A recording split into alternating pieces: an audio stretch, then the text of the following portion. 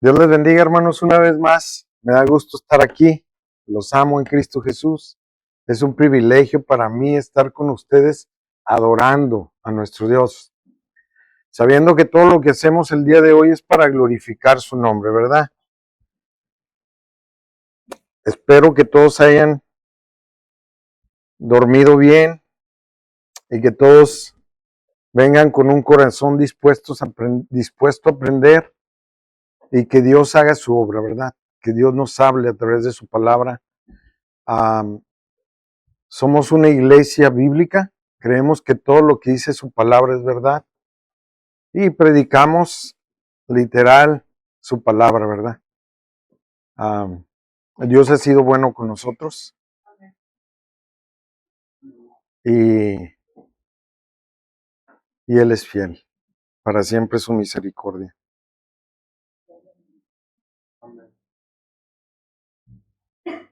Yo sé que ya muchos ya lo sabemos porque hemos venido estudiando el libro de Primera de Corintios y sabemos que cada capítulo el Señor trató en el tiempo del apóstol Pablo con temas importantísimos para la iglesia de Dios en aquel tiempo, pero que podemos aplicar fácilmente para nuestra iglesia en nuestro tiempo.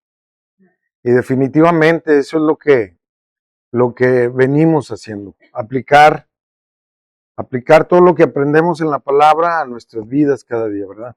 Venimos de un capítulo 11 donde nos dejó grandes enseñanzas. Aprendimos de las mesas, habló el apóstol Pablo que no debemos de sentarnos a la mesa de los ídolos, ¿verdad? También nos dio una enseñanza acerca del atavío a las mujeres, que vimos también que era atavío a los hombres, que va más allá de una vestimenta, que va más allá de ropa, de forma de vestir, que es más profundo y que pudimos ver que es un orden que trae el Señor para su iglesia. Y la preocupación de Dios que nos deja ver a través del apóstol Pablo es que en esa iglesia donde se reunían, donde llamó el Señor a gente que era judía, que conoce, que tiene el conocimiento del Nuevo Testamento, junto con ellos también llamó a gente que nunca había escuchado de ese Dios, ¿verdad? Entonces, era esa situación, una iglesia en la que se reunían gentiles y judíos. Y en ese contexto, el apóstol Pablo, la preocupación era no solo de parte de los gentiles, sino también de parte de los judíos que trajeran a situaciones de las cuales ellos practicaban antes de conocer al Señor Jesucristo, tanto a los judíos como a los gentiles. Entendemos que los gentiles son todos aquellos que no son judíos. Entonces, el apóstol Pablo estaba en esa preocupación, una preocupación que era porque él ama a Dios, él amó a Dios. Él vivía para Dios y entonces su preocupación era el cuerpo del Señor Jesucristo. Entonces, por eso todas esas exhortaciones. Terminamos el capítulo 11, donde nada más quería hacer un recuento de lo que hemos venido viendo. Se me pasan otros temas que ya no voy a hablar porque si no, no vamos a acabar. Pero terminamos el capítulo 11 y vamos a empezar el día de hoy y vamos a predicar del capítulo 12. Y así como en el capítulo 11 hubo tantas instrucciones de parte de Dios a través del apóstol Pablo y en la situación que vivía la iglesia de Corintios, este capítulo 12 no va a ser la excepción. Vamos a tratar con un tema muy importante para la iglesia, que son los dones. El tema principal son los dones, ¿verdad? Pero sin dejar por fuera a dónde apuntan esos dones. Porque los dones en sí mismos no tendrían sentidos. El asunto es a dónde apuntan esos dones. Y vamos a ver la situación que estaba viviendo la iglesia de Corintio en cuanto a este tema. Vimos el abuso también, vimos el abuso de la práctica de la Santa Cena en el capítulo 11, ¿lo recordamos? ¿Sí? Entonces, aquí en este tema de los dones también hay confusión dentro de la iglesia. También hay una práctica errónea, hay un uso erróneo de esos dones que ha decidido Dios poner en su iglesia y un concepto erróneo. Y para empezar, yo quiero dar la definición etimológica de la palabra don.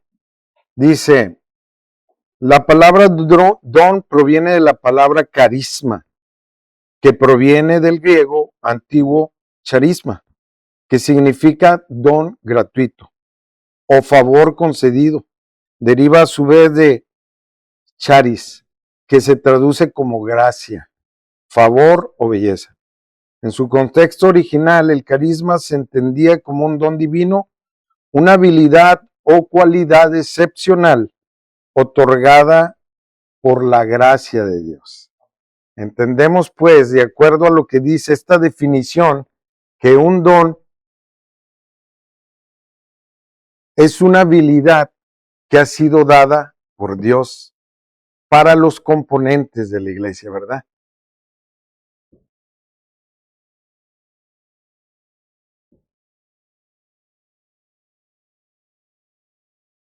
Vamos a poder ver en estos capítulos del 12, que vamos a empezar hoy, al capítulo 14, cómo es que practicaban y cuáles eran los conflictos que la iglesia en aquel tiempo de el apóstol Pablo estaba batallando.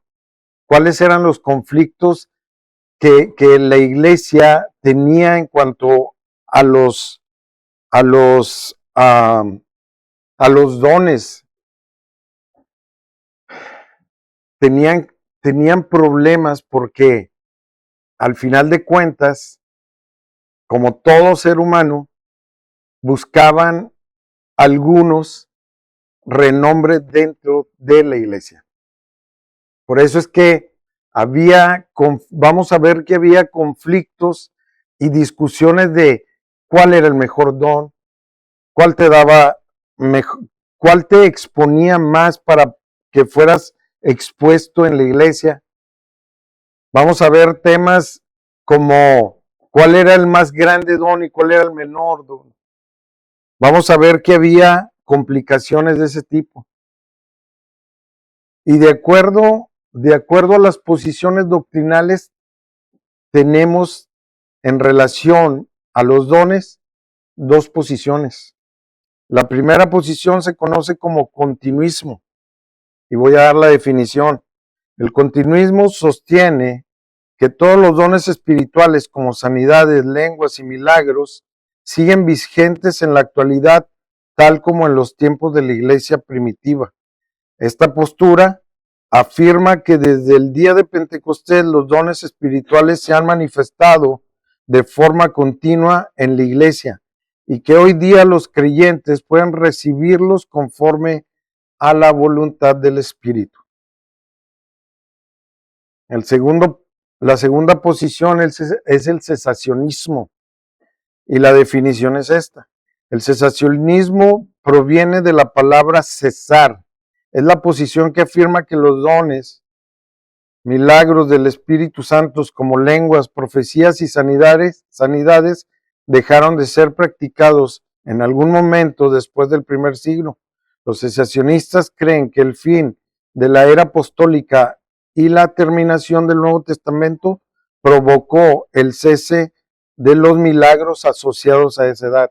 Es importante señalar que el cesacionismo no niega la posibilidad de que Dios pueda sanar a personas o hacer milagros hoy en día en un sentido general, como un acto especial de su providencia divina, sino más bien enseña que el Espíritu Santo ya no utiliza individuos para realizar señales milagrosas como lo hizo en los tiempos de Jesús y los apóstoles, ¿verdad?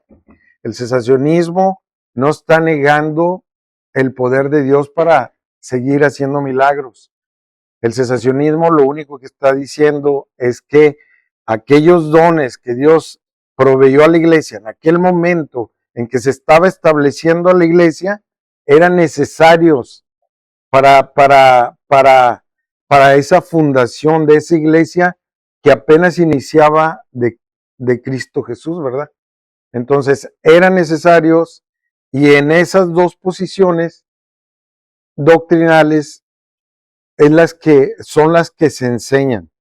Ahora, nosotros vamos a ir explicando en esta serie de predicaciones y enseñanzas en qué es la posición que nosotros enseñamos, porque creemos que la Biblia da evidencia de eso y vamos a ir poco a poco explicándola y la vamos a ir desarrollando en estas semanas, en estas predicaciones y en estas enseñanzas. Así pues, en esta introducción quería dar un panorama de lo que se viene, dar un panorama de las enseñanzas que están por venir y para que preparen su corazón y para que no solo porque es bíblico, que lo entendamos y que Dios nos dé la capacidad para aceptarlo y vivirlo, ¿verdad? Como siempre se debe hacer con la palabra de Dios. Y el día de hoy vamos a estar leyendo los versículos de los cuales vamos a predicar, que vienen en Primera de Corintios, capítulo 12, del versículo 1 al 3, y yo lo voy a estar leyendo de la versión Reina Valera 1960. Cada uno busque, por favor, Primera de Corintios, capítulo 12, versículo 1 al 3, que dice de esta manera: No quiero, hermanos, que ignoréis acerca de los dones espirituales. Sabéis que cuando erais gentiles se os extraviaba llevándoos como se os lleva a los ídolos mudos. Por tanto, os hago saber que nadie que hable por el Espíritu de Dios llama anatema a Jesús, y nadie puede llamar a Jesús Señor sino por el Espíritu Santo. Esta es palabra de Dios, Señor. Bendícenos, Señor, en esta mañana, Padre. Quiero ir al primer punto y lo vamos a estudiar del primer versículo que dice: No quiero, hermanos, que ignoréis acerca de los dones espirituales. El apóstol una vez más utiliza ese énfasis en esta frase porque quiere que pongamos una vez más atención a este tema que es importante para todos como iglesia, pero también en nuestra vida personal, ¿verdad? Y por eso hace ese énfasis. No quiero, hermanos, que ignoréis. Lo que quiere decir es, quiero que sepan acerca de los dones espirituales. Sabemos, porque lo dice la palabra, que el Señor ha repartido dones a su iglesia y el apóstol Pablo que quiere que estemos claros en eso, porque la palabra lo habla, porque la palabra declara que nuestro Dios a través del Espíritu Santo ha dado dones especiales en la iglesia. En aquel tiempo de Corintios, el Señor proveyó dones que en aquel tiempo se requerían. En aquel tiempo se vieron esos dones como los milagros que pudimos ver en el Señor Jesucristo, en las sanaciones que hizo, que podemos ver en los evangelios. Podemos ver en el libro de Hechos cómo los apóstoles en el Espíritu Santo también hicieron grandes milagros, pero al final de cuentas, todo esto apuntaba a la tarea de que la iglesia tenía que ser estructurada. Todo esto le daba mayor ímpetu al movimiento que estaba iniciando en la iglesia del Señor Jesucristo. eran necesarios los dones y son verdaderos y son necesarios para la iglesia, y el Señor los dio a través del Espíritu Santo conforme a cómo la iglesia lo iba necesitando. El segundo punto lo vamos a sacar del versículo 2, que dice: sabéis que cuando eras gentiles se os extraviaba llevándoos como se os lleva a los ídolos inmundos. La realidad es que, como ya hemos visto, la iglesia de Corintios, los componentes de la iglesia de los Corintios venían de una cultura, venían con unas prácticas y se reunían tanto judíos como gentiles, como lo expliqué en la introducción. Entonces, al venir, al ser dos diferentes culturas, cada uno quería vivir de acuerdo a cómo venía acostumbrado.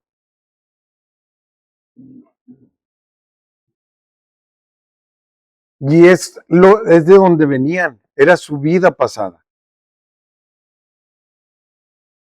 Los gentiles venían de una cultura donde adoraban a ídolos y tenían sus propias prácticas de cómo adorar a esos ídolos.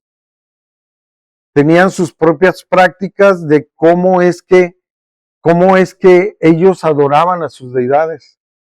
El conflicto con esto es que de repente ellos querían venir a hacer lo mismo ya cuando eran parte de la iglesia del Señor Jesucristo. Entonces el apóstol Pablo les recuerda que cuando eran gentiles, cuando no habían conocido al Señor Jesucristo, esas prácticas debían de ser dejadas en el pasado, porque a donde los llevaban era extraviarse, porque vivían extraviados, porque vivían adorando a dioses falsos, porque tenían prácticas que ya no estaban relacionadas con el Dios verdadero que los había llamado, pero que también los había restaurado y que los había hecho nacer de nuevo a través de su Espíritu Santo. ¿Qué es lo que nos está diciendo Dios a través del apóstol Pablo? Que nuestras vidas han cambiado, nuestras vidas están siendo regeneradas. Ya no es el mismo Dios, ni deben de ser las mismas prácticas que practicábamos cuando no conocíamos al Señor Jesucristo. El apóstol Pablo habla de un pasado antes de que conocieran al Señor. Todo lo que practicaban estaba fuera de contexto, porque no estaban adorando al Dios verdadero.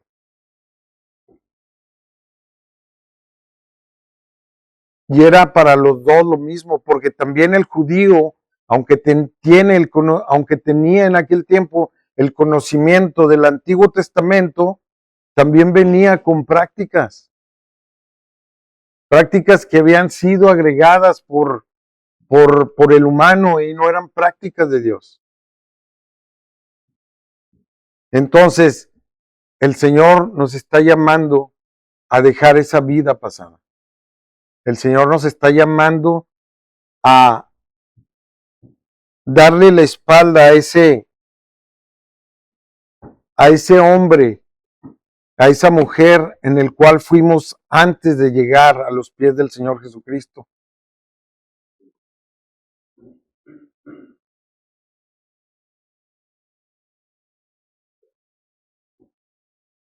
Y muchos diríamos, muchos podemos pensar que en qué es lo que practicamos aún, que ya no es del Dios que ahora conocemos. Tenemos que dejar Tenemos que dejar todo nuestro pasado. Tenemos que dejar que Cristo, que nos ha llamado, que nos ha salvado, termine su obra en nosotros. Porque Él la ha empezado, porque Él la va a terminar.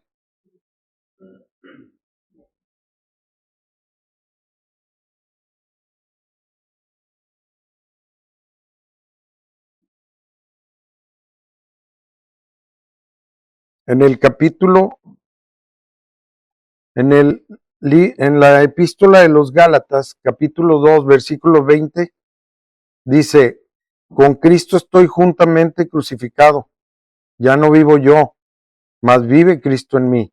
Y lo que ahora vivo en la carne, lo vivo en la fe del Hijo de Dios, el cual me amó y se entregó a sí mismo por mí.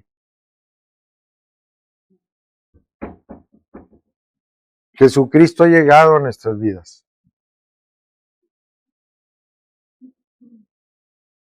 Ya no vivo yo. El que era se tiene que quedar en el pasado. Ahora somos nueva criatura. Ahora somos los que el Señor a través de su Espíritu Santo nos dio una vida nueva. Hemos nacido de nuevo. Y es imposible que en ese nuevo nacimiento que es dado por Dios, que volvamos a hacer lo mismo, que volvamos a ser los mismos. No es posible. Así como Dios trae la exhortación a la iglesia de Corintio, ¿sí? De que éramos, así nos trae la exhortación a nosotros en este tiempo, de que debemos dejar al viejo hombre en el pasado y tenemos que vivir en la fe de nuestro Señor Jesucristo, en esa fe que transforma, en esa fe que cambia, en esa fe que es vida nueva.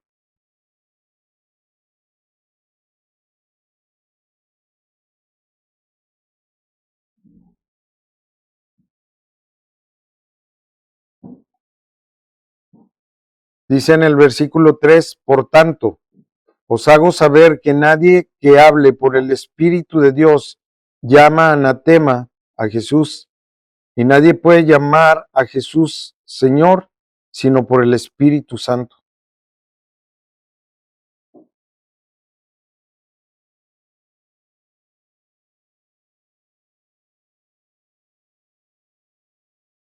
Todo esto se trata de Dios. Todo esto se trata de Cristo. La vida nueva que obtenemos a través de poner nuestra fe en Él, al final de cuentas, se trata de Él. Al final de cuentas, los dones que ha dado para la iglesia y para ponerlos al servicio de la iglesia, se trata de Él. Porque todo aquel que es llamado es llamado por Dios. Y todo aquel que recibe un don le es dado por Dios. Y todos esos dones deben de apuntar a Cristo.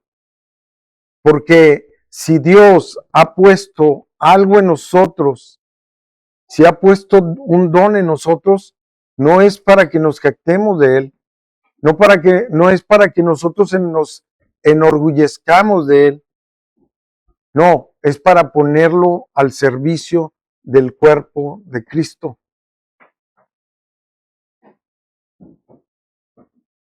Todo se trata de Él. De hecho, Él es el que llama, Él es el que nos permite aceptarlo como nuestro Dios. Él es el que pone en nosotros el querer como el hacer. Entonces, todo proviene de Él y es para Él. En primera de Juan, capítulo 1, versículo del 1 al 4, dice, en el principio era el verbo, y el verbo era con Dios, y el verbo era Dios. Este era en el principio con Dios. Todas las cosas por Él fueron hechas, y sin Él nada de lo que es hecho fue hecho. En Él estaba la vida, y la vida era la luz de los hombres. Nosotros somos creación de Él. Cada una de las habilidades que tenemos han sido puestas por Él. Dice la palabra en el versículo que acabamos de leer, que Él era, que Él es, y para Él todo fue hecho. Nosotros tenemos un propósito. Nuestro propósito es adorar al Señor con todo en nuestras vidas. Nuestro propósito es caminar con el Señor. Y cada don que pone en nosotros es para ponerlo a su servicio a través de cada uno de los que componen la iglesia. Ponerlo al servicio de cada uno de los que componen el cuerpo del Señor Jesucristo. Todo es de Él y para Él. Nosotros somos su cuerpo. Y los dones que pone en su cuerpo, los pone para servirnos a nosotros mismos. Dios toca cada tema en la iglesia de Corintios que podemos aplicar fácilmente en nuestras vidas. Pero al final de cuentas, todo proviene de Él y a través de su Espíritu es que ministra la iglesia.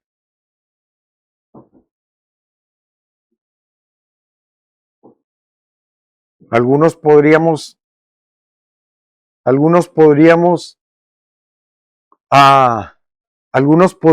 ver en nuestras vidas qué ha sido, qué fue antes de Cristo en nuestras vidas y ver ahora qué es lo que está haciendo Cristo en nosotros y evaluarnos, porque consecutivamente el Señor a través del apóstol Pablo nos ha venido insistiendo a que nos evaluemos, a que nos veamos nosotros mismos. De repente tenemos los ojos en otros, pero no en nosotros. De repente perdemos y creemos que con lo que sabemos y con lo que hacemos para Dios es suficiente. Pero al final de las cuentas, el Señor quiere llevarnos a ese punto de transformación.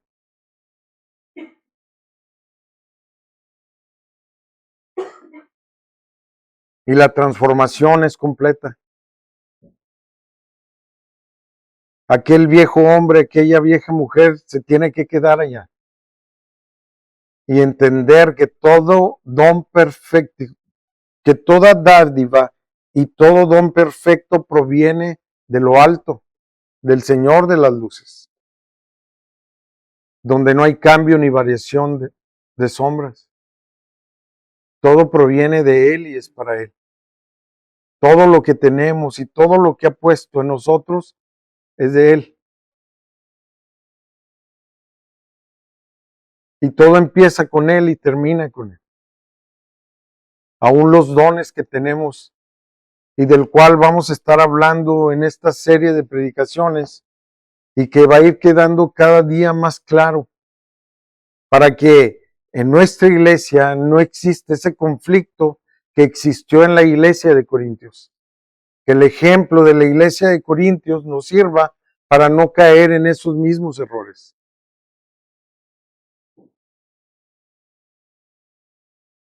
Para entender que todo lo que da el Señor lo da para el bienestar de la iglesia.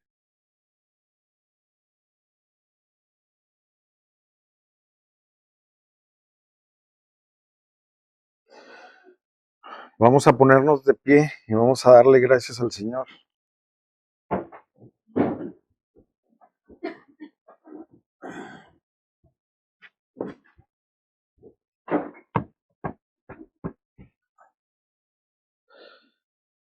Señor, te damos gracias, Padre Santísimo, por tu hermosa palabra, Señor. Te damos gracias, Señor, por este día, Señor. Te damos gracias, Padre Santísimo, porque tú eres fiel y tu misericordia es grande. Padre bendito, te ponemos en tus manos a tu iglesia, Señor. Te pedimos, Padre Santo, que seas tú, Señor, el que ponga, Señor, cada día en nosotros el querer como el hacer, Señor. Te pedimos, Padre Santo, que no volteemos a ver, Señor, lo que éramos, sino que veamos lo que somos gracias a ti, mi Señor. Te pedimos, Padre Santo, por cada vida presente de cada hermano en este lugar. Te pedimos, Padre, que tú nos sigas teniendo en el hueco de tu mano como lo has hecho hasta este tiempo, Señor.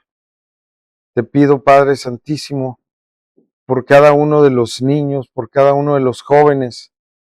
Te pedimos, Padre Santísimo, que tú sigas ministrándonos, que tú sigas trabajando en nosotros, que tú sigas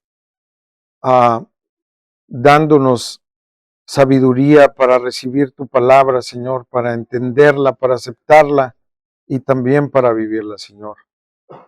Te adoramos, te bendecimos, te honramos, Señor, y todo esto lo oramos a ti, Padre, en el nombre de tu Hijo amado Jesucristo, en el poder del Espíritu Santo. Amén.